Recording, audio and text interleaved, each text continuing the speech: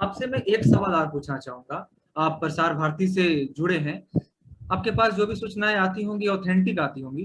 तो ये third wave को लेकर जो कयास लगाए जा रहे हैं, इनमें कहाँ तक सच्चाई है? और साथ ही ये भी कहा जा रहा है कि ये बच्चों को ज्यादा ग्रसित करेगी। तो इस प्रकार के कुछ इनपुट्स आपको मिल रहे हैं अभी तक? सर, आप आकाशवाणी और दूरदर्शन में एज ए सेक्शन ऑफिसर भी काम कर रहे हैं।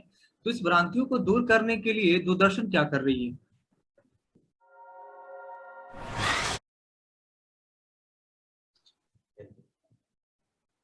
नमस्कार।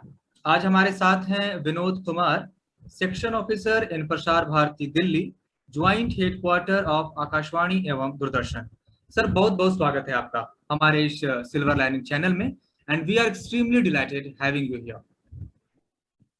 थैंक यू अजीत जी, मुझे ये अपॉर्चुनिटी आपने अपने चैनल पे दिया है कि मैं अपना कुछ अनुभव शेयर कर सकूं, इसके लिए आपका बहुत बहुत।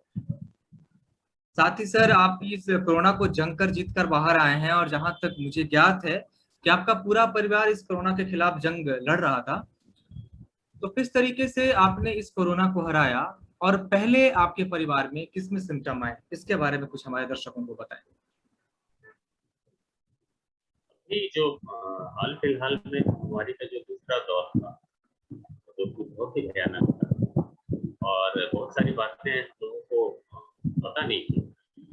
लेकिन क्या होता है कि जब समस्या सामने आ जाती है तो सबसे पहली चीज होती है कि उसको स्वीकार कर लेना है जितनी जल्दी कि बहुत बड़ी समस्या है और उसको फेस करना है। तो हमने उसमें देर नहीं की स्वीकार में कि हम महामारी की चपेट में आ गए हैं और लड़ना ही एकमात्र रास्ता है। ये 20 अप्रैल के आसपास की बात है। मेरी पत्नी सबसे पहले संक्रमित थी और हमें तभी पता चला कि पटना में मेरे माँ और पिताजी, जो कि 70 साल से ऊपर की उम्र के दोनों, वो दोनों भी संक्रमित हो गए हैं कोरोना से। उनका तो ज्यादा केस सीरियस नहीं था क्योंकि बुखार हल्का था और खांसी थी, लेकिन पिताजी के बारे में ज्यादा चिंतित था। अब मैं यहाँ पत्नी के साथ और वो दोनों वहाँ थे। फिर मेरे बड़े भाई साहब जो जमशेदपुर में रहते हैं, वो वहां से निकल के और पटना उसी दरमियान रिजर्व टैक्सी करके पहुंचे और उसी समय हमें बिल्कुल देवदूत की तरह एक डॉक्टर साहब, डॉक्टर विवेक मिश्रा का सहयोग मिला। इसी संपर्क के माध्यम से उनका नंबर मिला और उन्होंने जो हौसला अफजाई की एज ए डॉक्टर, जो उनका गाइडेंस था वो तो उनका technical skill, but as a human, और जैसा उनका नाम है विवेक, और जिस तरह से उन्होंने हैंडल किया वो काबिले तारीफ थी। और मैं पूरा श्रेय उन्हीं को देना चाहूंगा, क्योंकि ये ऐसी चीज थी कि ये एक विशेषज्ञ ही इसको अच्छे से समझ सकता था और हम लोग तो इसमें लेमैन। तो बाकी चीजें जो हम लोगों ने तो हिम्मत रखा, लेकिन डॉक्टर विवेक ने जो सही हैंडल उन्होंने किया, क्योंकि हम लोग तो उनके लिए एक टूल थे, उनके निर्देश पे काम कर रहे थे। हाँ, हमारा हौसला रहा, बट विवेक जी का जो एज डॉक्टर जो स्किल था और एज ह्यूमन और जो मैच्योरिटी के साथ और उनका जो अनुभव है इस चीज में, मैं उसकी सराहना करना चाहूंगा कि ये एक साधारण परिस्थिति नहीं थी। साधारण परिस्थिति में तो सबका विवेक और शौर्य और साहस और हमारी जितनी स्किल है वो सारी काम करती है, लेकिन इतनी भयानक महामारी में भी जो सही निर्णय ले और उस निर्णय का परिणाम आपके पक्ष में आए, तो वाकई विजेता तो डॉक्टर है। तो हमारे केस में तो डॉक्टर विवेक जी। हाँ, मैंने उनसे बात करी थी भी, इससे पहले वाली वीडियो मैंने उन्हीं के साथ साझा किया है। और जिस तरीके से उन्होंने उस महामारी से लड़ने के लिए एक ग्रुप तैयार किया, व्हाट्सएप के बाद टेलीग्राम पे आए, तो एक जेन्युइन इंस्टीट्यूशन के तौर पे उन्होंने काम किया। और अभी तक वो लगभग इतने लोग मेंबर के साथ जुड़ चुके हैं कि व्हाट्सएप से टेलीग्राम पे आ चुके हैं। तो फिर से मैं आपके माता पिता पे आना चाहूंगा कि प्री कोविड मैंने जान गया क्या क्या स्थितियां थी, कोविड उन्हें कैसे फेस किया, पोस्ट कोविड के लिए वो रिकवर कैसे हुए, इसके बारे में कुछ ज्ञान दें। और साथ ही एक ब्लैक फंगस जो चल रहा है, क्या इस प्रकार की कोई स्थिति आपके यहाँ घटित हुई? नहीं, हमारे यहाँ ब्लैक फंगस की तो स्थिति नहीं घटी थी, क्योंकि मैंने कहा कि पूरे हमारे जो महामारी का काल था हमारे परिवार में, विवेक जी ने बहुत ही स्मार्टली उसको हैंडल किया।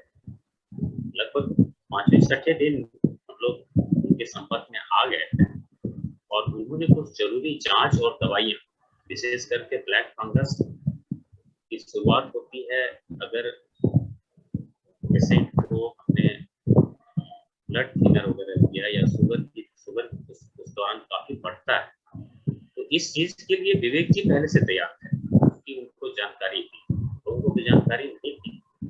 तो बड़े समय के साथ उन्होंने स्टेरॉइड और ब्लड थिनर इसका उन्होंने शुरुआत किया था मेरे ख्याल से 6वें या 7वें दिन। जैसा कि बाद में हम लोगों को पता चला प्रेस्क्राइब कब होता है, लेकिन उन्होंने बिल्कुल कैलकुलेटेड टाइम पे ये शुरुआत की और ब्लड शुगर को नियंत्रित रखा। बीच में एक बार 400 के करीब ब्लड शुगर बढ़ा था पिताजी का, तो उन्होंने बड़े समय से इसके लिए, जैसे कि उनका अगला स्टेप बिल्कुल कैलकुलेटेड होता था और हम लोगों को भी तैयार रखते थे इस चीज के लिए, दवाइयां भी तैयार रखते थे। तो समय रहते उन्होंने हमें तैयार किया और बाद में कोई कॉम्प्लिकेशन ना आए इसके लिए भी तैयार थे। तो उसकी तैयारी पहले से थी, ये नहीं कि मतलब केस बिगड़ जाए और जो केस है वो अगले स्टेज में पहुंच जाए, ऐसा उन्होंने होने नहीं दिया। तो शुगर भी बहुत नियंत्रित करके वो चल रहे थे, आने वाले निगाह शुगर पर। आने वाली स्थितियों से वो पहले से ही अवगत थे और चीजों को वैसे ही कर रहे थे जैसे होना चाहिए। जी, मैंने जैसे पहले बताया आपको कि धैर्य, साहस और स्किल, ये तीनों का 100% उन्होंने अपना दिया। और विपरीत परिस्थिति, सामान्य परिस्थिति में तो सब लोग इसका प्रयोग कर लेता है, विपरीत परिस्थिति और वो भी जब पेशेंट, आपके 2 पेशेंट 71 से ऊपर हो। पिताजी को दूसरी बार पैरालिसिस अटैक पिछले दिसंबर में हुआ, पहला पैरालिसिस अटैक 2016 में हुआ, तो दूसरा पैरालिसिस अटैक था वो बिल्कुल बेड पे थे। माता जी भी लगभग 25-26 साल से थायराइड की पेशेंट है और किडनी की भी कुछ दवाइयां उनकी चल रही है।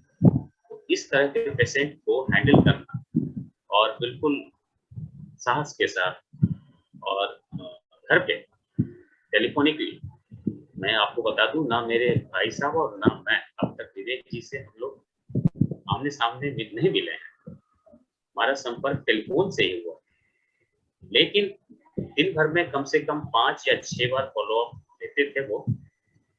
ये उनका बड़प्पन है कि इतने बिजी शेड्यूल में अपना जो, मैं भी एक गवर्नमेंट एम्प्लॉई हूँ और मैं समझ सकता हूँ कि अपनी नौकरी के साथ साथ बाकी जिन लोगों की भी सहायता वो कर रहे थे, जब मुझे उन्होंने इतना समय दिया है, यानी कि सबको वो समय दे रहे होंगे, लेकिन मैं भी उनके लिए बिल्कुल अनजान था और उनके संपर्क में जितने लोग भी आए होंगे वो सभी पहली बार ही आए होंगे कोरोना के कारण, बाकी कुछ उनके पुराने जानने वाले भी रहे, लेकिन जैसा उनका फॉलोअप रहता था और उनका अगला एक्शन बिल्कुल तैयार रहता, तो किसी भी उनके जितने भी पेशेंट उनके अंडर रहे होंगे, मुझे नहीं लगता कि किसी में कोई भी पोस्ट कॉम्प्लिकेशन डेवलप हुई, क्योंकि उसके लिए वो पहले से तैयार होते हैं।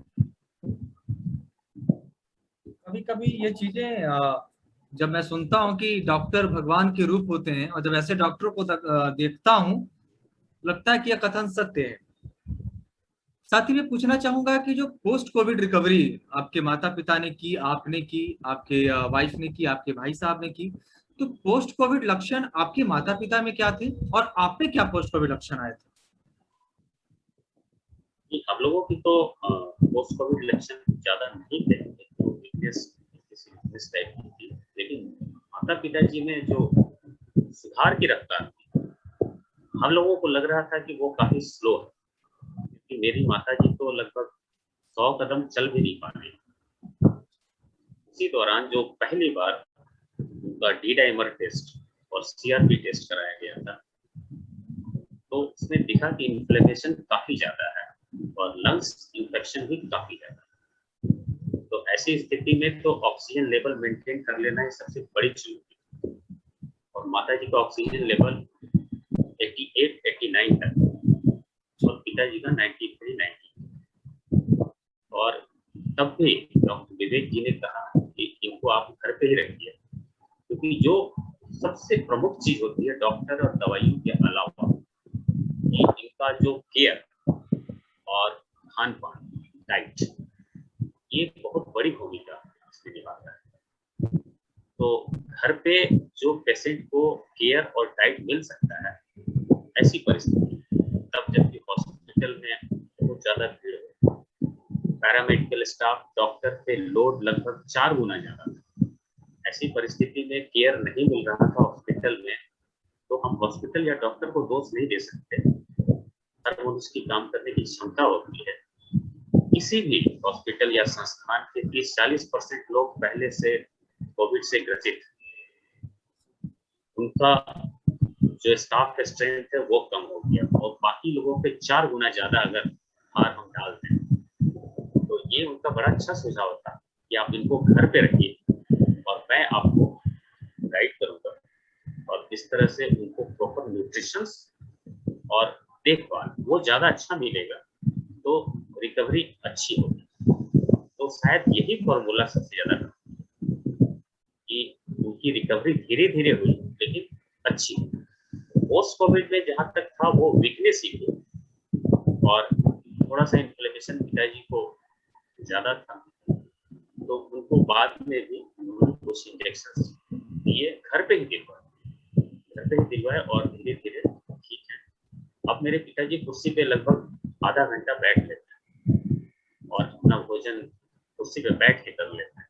तो ये उनके केस में, पिताजी के केस में मोर देन एनफ जिसको कह सकते हैं, आशातीत सफलता, तो हम वो देख रहे हैं। मतलब अभी आपके माता पिता पूरी तरीके से स्वस्थ हैं? जी, अब तो बिल्कुल स्वस्थ हैं। एक थोड़ी सी जो उम्र के कारण और बीमारी के कारण थोड़ी सी जो कमजोरियां हैं वही है, क्योंकि शारीरिक कमजोरी है। शारीरिक कमजोरी धीरे धीरे दूर होती है। जो स्वस्थ मनुष्य है, यंग है, उनको भी लंबी बीमारी के बाद थोड़ा सा रिकवरी में टाइम लगता है, लेकिन अब वो लोग बिल्कुल स्वस्थ हैं। अब थोड़ी सी बात हम लोग वैक्सीनेशन पे भी कर लेते हैं सर। क्या आपने टीका लगवा लिया है सर? जी, मैं इन्फेक्शन से पहले एक टीका हमने लिया हुआ था, और बाद में हमने जैसे टाइम हुआ हमारा, क्योंकि हमारा कोवैक्सीन था, 28 से 42 दिन का उसमें गैप है और सरकार ने उस गैप को भी बढ़ाया भी नहीं है। तो क्योंकि हमारा जो डिपार्टमेंट है वो इसेंशियल सर्विसेज में आता है, तो विभाग की तरफ से ही हमें सही समय पे टीकाकरण की व्यवस्था की गई थी और मैंने दोनों टीके लिए। वैक्सीनेशन को लेकर तरह तरह की भ्रांतियां फैल रही हैं, खासकर जो वैक्सीन सुदूरवर्ती इलाके में लग रहे हैं, उसमें लोग अलग अलग समस्याएं लेकर आ रहे हैं, यानी अफवाहों लेकर आ रहे हैं। समस्याएं मैं नहीं कहूंगा, अफवाहों में वो आ रहे हैं और टीका लेने से घबरा रहे हैं। तो उनके लिए आप क्या सलाह देंगे?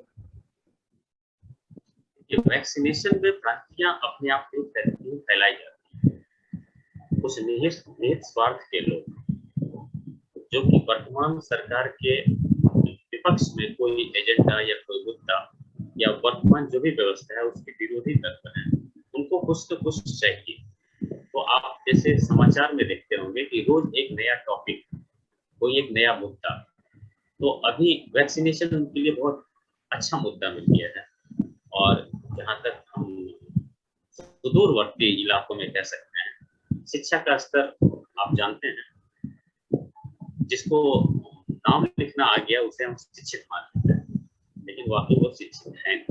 वैक्सीनेशन क्या चीज है ये हमें समझाना चाहिए दूसरे लोगों को, तो उल्टा हम सोशल मीडिया के माध्यम से या फिर अफवाहों के माध्यम से ऐसी ऐसी भ्रांतियां फैलाते हैं कि एक जो सामान्य आदमी जो कि इंटरनेट के ज्ञान से बहुत दूर है और चिकित्सा विज्ञान के क्षेत्र से उसको कोई सुविधा या जानकारी नहीं मिल पा रही है, वो ऐसी अफवाहों को बड़ी आसानी से लोग विश्वास कर लेते हैं। भोले भाले लोग हैं, गांव के लोग हैं या फिर सुदूरवर्ती जहाँ की सामान्य सुविधाएं भी नहीं पहुंच पाई। तो ऐसे समय में वैक्सीन के विरोध में कोई भी बात कहना जिसका कि कुछ और आपका उद्देश्य हो, ये बिल्कुल गलत है। बाकी विरोध और सारी चीजें अलग हैं, बट वैक्सीन के विषय में कम से कम जो पढ़े लिखे लोग, ज्यादातर लोग वैक्सीन के बारे में अच्छी तरह समझते हैं, उनको ऐसे लोगों को समझाना चाहिए और कोई भी गलत जानकारी जहां कहीं भी फैल रही हो वहां वहीं पे रोकना चाहिए। क्योंकि वैक्सीन, हम इसको वैक्सीन ना माने, हम इसको तत्काल दवाई माने, बचाव की दवाई माने। तो बीमार पड़ने पे दवाई तो लेनी ही पड़ेगी। वैक्सीन का पहले होता था कि वैक्सीन से हमने ले लिया तो जीवन भर की सुरक्षा मिल गई। पहले भी हमने कई महामारियों को हराया है। हैजा, प्लेग, चेचक, ऐसी कई बीमारियां थी जिसके बारे में हम लोगों ने पढ़ा और सुना है, उसको वैक्सीनेशन से ही हराया है। तो हमें यही समझाना चाहिए कि जैसे पूरे संसार से हैजा, प्लेग, चेचक ये सारी महामारियां खत्म हुई, उसी तरह से एक और महामारी आई है कोरोना, इसको भी वैक्सीन से ही हराया जा सकता है। सर, आप आकाशवाणी और दूरदर्शन में एज ए सेक्शन ऑफिसर भी काम कर रहे हैं, तो इस भ्रांतियों को दूर करने के लिए दूरदर्शन क्या कर रही है? देखिए, दूरदर्शन अपने प्रचार माध्यमों से जो भी है, अब तो पहले तो हम सीधा टेलीविजन और रेडियो के माध्यम से ही देखते थे, दूरदर्शन को और आकाशवाणी को सुनते थे, लेकिन अब तो सोशल मीडिया और अलग प्लेटफॉर्म पे भी प्रसार भारती, जिसको हम आकाशवाणी और दूरदर्शन को ज्वाइंट में प्रसार भारती कहते हैं, अन्य माध्यमों से भी चर्चाओं के माध्यम से और भी परिचर्चाएं आयोजित कर रहे हैं हम लोग कि वैक्सीन को जितना भी दूर दूर तक पहुंचाएं और उसके लिए लोगों को जागरूक करें। और हम प्लेटफॉर्म भी देते हैं, चिकित्सा जगत से लोग, सामाजिक क्षेत्र के लोग, जितने लोग हैं वो आए और हमारे प्लेटफॉर्म का इस्तेमाल करके ज्यादा से ज्यादा लोगों को वैक्सीन के बारे में शिक्षित करें। वर्तमान में प्रसार भारती की व्यूअरशिप और लिसनर जिसको भी देख और सुन सकते हैं, वो 98% आबादी को हम कवर करते हैं, जो कि सबसे बड़ा है। और हम नेशनल ब्रॉडकास्टर हैं, तो ये हमारा दायित्व भी बनता है कि हम भारत की सामाजिक, आर्थिक, सांस्कृतिक विकास में सरकार को पूरा योगदान दें और जो भी संस्थाएं इसके माध्यम से काम कर रही हैं उनको हम एक समुचित प्लेटफॉर्म, हमारा प्रयास निरंतर जारी है। आखिरी समय में मैं आपसे एक संदेश अपने यंगस्टर्स के लिए लेना चाहूंगा कि उनमें जरा से भी कोविड के लक्षण आते हैं, कोविड हो या ना हो, काफी घबरा जाते हैं। तो आपके परिवार में आपके माता पिता 70 से ज्यादा उम्र के हैं, आप भी कोरोना से ग्रसित थे, आपके बड़े भाई भी कोरोना से ग्रसित थे और आपने कोरोना को हराया है। तो आप हमारे यंगस्टर्स को क्या सलाह देंगे, क्या संदेश देंगे अपने माध्यम से? देखिए, जैसे सबसे पहले तो हमें उन्हें ये बताना चाहिए कि इससे डरने की जरूरत नहीं, क्योंकि इसमें जो मोर्टेलिटी है, मृत्यु दर है, किसी भी महामारी या सामान्य बीमारी, जो कि आजकल जैसे हम टीबी ले लें, टीबी काफी दिन से भारत में टीबी की बीमारी फैल रही है और लोग इससे ग्रसित हो रहे हैं। तो मोर्टेलिटी दर, मृत्यु दर इसमें बहुत ज्यादा नहीं, उनके आसपास ही, तो इसमें डरने की बिल्कुल आवश्यकता नहीं। जैसे किसी को टीबी हो जाता है घर में, तो उससे हम ज्यादा डरते नहीं। तो सबसे पहले इसको स्वीकार कर लें जितनी जल्दी हो सके और इसका इलाज जितनी जल्दी शुरू कर दें, क्योंकि वायरस का जो गुण है अपने आप को मल्टीप्लाई करता है, म्यूटेट भी करता है और मल्टीप्लाई भी करता है। तो उसको जिस स्टेज पे हम मल्टीप्लाई यानी बढ़ने से रोकते हैं, वही हमारी विजय है। तो जितना जल्दी हम उसको स्वीकार कर लें, स्वीकार करने के लिए हम जितना जल्दी इसकी जांच करवा लें और संबंधित दवाइयां शुरू कर दें, तो हम बीमारी को उसी स्टेज पे रोकेंगे। और शुरुआती स्टेज पे बीमारी को रोकने का मतलब है कि आप 6 या 7 दिन कोरोना के प्रभाव से आप निकल आते हैं और बाकी जो उसके अलग प्रभाव है स्वास्थ्य पे, उनका इलाज सामान्य इलाज से कर सकते हैं।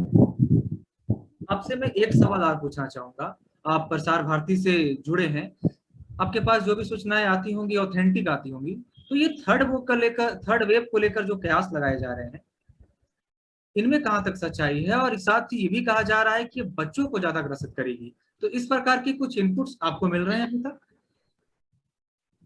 ये एक स्पेकुलेशन, एक अनुमान लोग लगाते हैं, एक्सपर्ट लोग, क्योंकि यह भी विशेषज्ञता वाला क्षेत्र है। चिकित्सा विज्ञान के क्षेत्र से जो लोग हैं वो एक अनुमान लगाते हैं। अनुमान इस आधार पे लगाते हैं जो पुरानी बीमारी या महामारी फैली, उनमें उसका वायरस का जो व्यवहार था वो कैसा रहा। लेकिन इसके पहले की जो भी महामारी है, बीमारी है, भारत में 100 साल पहले आई थी, लेकिन बाहर में दूसरे जगह जैसे सार्स वगैरह है, तो उनका व्यवहार कैसा था, उसके आधार पर वो अनुमान लगाते हैं। अभी हम देखें, जैसे हमारे यहाँ सेकेंड वेव, दूसरी लहर जिसको कहते हैं, ये लहर अपने आप नहीं आती है, समाज के व्यवहार के कारण आती है। पूरे भारत में लगभग हर राज्य में लॉकडाउन लगाया गया और ये बीमारी काबू में आ गई। इसके पहले कुछ हमारी सामाजिक गतिविधियां इतनी बढ़ गई और लोगों ने जो कोविड के अनुरूप व्यवहार था वो छोड़ दिया। ज्यादातर लोगों ने ये मान लिया, जिसमें हम सभी को शामिल कर सकते हैं, हम अपने परिवार के लोगों को, अपने आसपास के लोगों को भी शामिल कर सकते हैं। तो उन्होंने ये मान लिया था कि कोविड दूर हो गया। तो जैसे ही लोगों का आपसी संपर्क बढ़ा, मास्क का प्रयोग कम हुआ, भीड़ भाड़ ज्यादा होने लगी, तो इन्फेक्शन ज्यादा होने लगा। और जैसे इन्फेक्शन तेजी से बढ़ता है, जितनी तेजी से बढ़ता है, 1 से 2, एक इन्फेक्टेड व्यक्ति कम से कम 4-5 लोगों को करता है, तो 1 से 5, 5 से 25 और 25 से 125, इस तरह से मल्टीप्लाई होने लगेगा। तो लहर आने में ज्यादा टाइम नहीं है। तीसरी लहर का भी अनुमान ऐसा ही है कि जैसे जैसे लोग थोड़े समय के बाद भूलने लगेंगे और कोविड के जो अनुरूप व्यवहार है उसमें ढिलाई देने लगेंगे, जैसे मास्क का प्रयोग न करना, सोशल डिस्टेंसिंग न करना, तो ये चीज फिर से आई, एक बार बीमारी फिर से बढ़ेगी। तीसरी लहर में बच्चों पे ज्यादा खतरा है, ये एक अनुमान ही है किसी एक्सपर्ट से या फिर ICMR है हमारा, या फिर वैज्ञानिकों के समूह के द्वारा। ऑथेंटिक रूप से ये जानकारी अभी तक नहीं। अलग अलग एक्सपर्ट जो विशेषज्ञ हैं, उनका एक अनुमान है कि अगली लहर हो सकता है वायरस म्यूटेट करे, उसका व्यवहार कुछ चेंज हो, और हो सकता है कि बच्चों पे ज्यादा प्रभावकारी हो, जो कि अब तक नहीं रहा है। सर, आपने अपना कीमती समय सिल्वर लाइनिंग को दिया। एक बार सिल्वर लाइनिंग आपको तहे दिल से शुक्रिया अदा करती है। बहुत बहुत धन्यवाद। धन्यवाद अजीत, आपको भी बहुत